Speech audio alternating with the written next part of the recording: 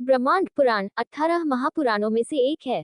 मध्यकालीन भारतीय साहित्य में इस पुराण को वायव्य पुराण या वायव्य ब्रह्मांड कहा गया है। ब्रह्मांड का वर्णन करने वाले वायु ने वेदव्यास जी को दिए हुए इस 12,000 श्लोकों के पुराण में विश्व का पौराणिक भूगोल, विश्व खगोल, अध्यात्म, रामायण आदि विषय हैं। यह पुराण भविष्य कल्पों से युक्त और 12,000 श्लोकों वाला है। इसके 4 पद है। पहला प्रक्रियापाद, दूसरा अनुष्पाद, तीसरा उपोद्घात और चौथा उपसंहार पाद है।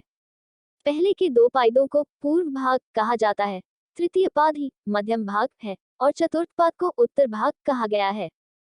पुराणों के विविध 5 लक्षण ब्रह्मांड पुराण में उपलब्ध होते हैं।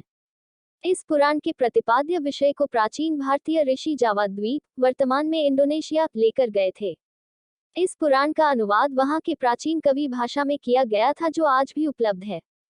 पूर्व भाग के प्रक्रियापाद में पहले कर्तव्य का उपदेश, नैमिषा आख्यान, हिरण्यगर्भ की उत्पत्ति और लोकरचना इत्यादि विषय वर्णित है।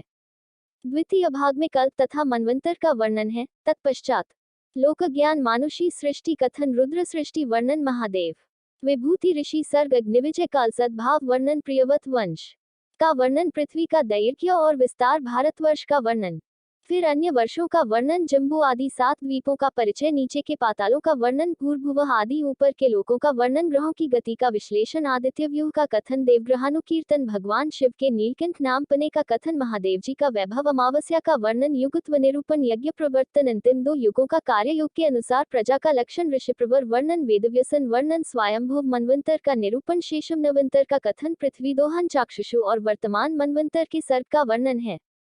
मध्य भाग के सप्तऋषियों का वर्णन, प्रजापति वंश का निरूपण, उससे देवता आदि की उत्पत्ति, इसके बाद विजय, अभिलाषा और मरुद्गणों की उत्पत्ति का कथन है। कश्यप की संतानों का वर्णन, ऋषवंश निरूपण, पितृकल्प का कथन, श्राद्धकल्प का कथन, वैवस्वत मनु की उत्पत्ति, उनकी सृष्टि, मनुपुत्रों का वंश, गांधर्व निरूपण, इक्ष्वाकु वंश का वर्णन, परशुराम चरित, वृष्णिवंश का वर्णन, सगर की उत्पत्ति, भार्गव का चरित्र, भार्गव और की कथा, शुक्राचार्यकृत इंद्र का पवित्र स्तोत्र, देवासुर संग्राम की कथा, विष्णु महात्म्य, बलिवंश निरूपण, कलियुग में होने वाले राजाओं का चरित्र आदि लिखे गए हैं। इसके बाद उत्तर भाग के चौथे उपसंहार पाद में वैवस्वत मनवंतर की कथा ज्यों की त्यों लिखी गई है। जो कथा पहले संक्षेप में कही गई है, उसका यहाँ विस्तार से निरूपण किया गया है। भविष्य में होने वाले मनुओं की कथा भी कही गई है। विपरीत कर्मों से प्राप्त होने वाले नरकों का विवरण भी लिखा गया है। इसके बाद शिवधाम का वर्णन है और सत्व आदि गुणों के संबंध से जीवों की त्रिविधि गति का निरूपण किया गया है। इसके बाद अन्वय तथा व्यातिरेक दृष्टि से निर्देश्य एवं अतर्क्य परब्रह्म परमात्मा के स्वरूप का प्रतिपादन किया गया है।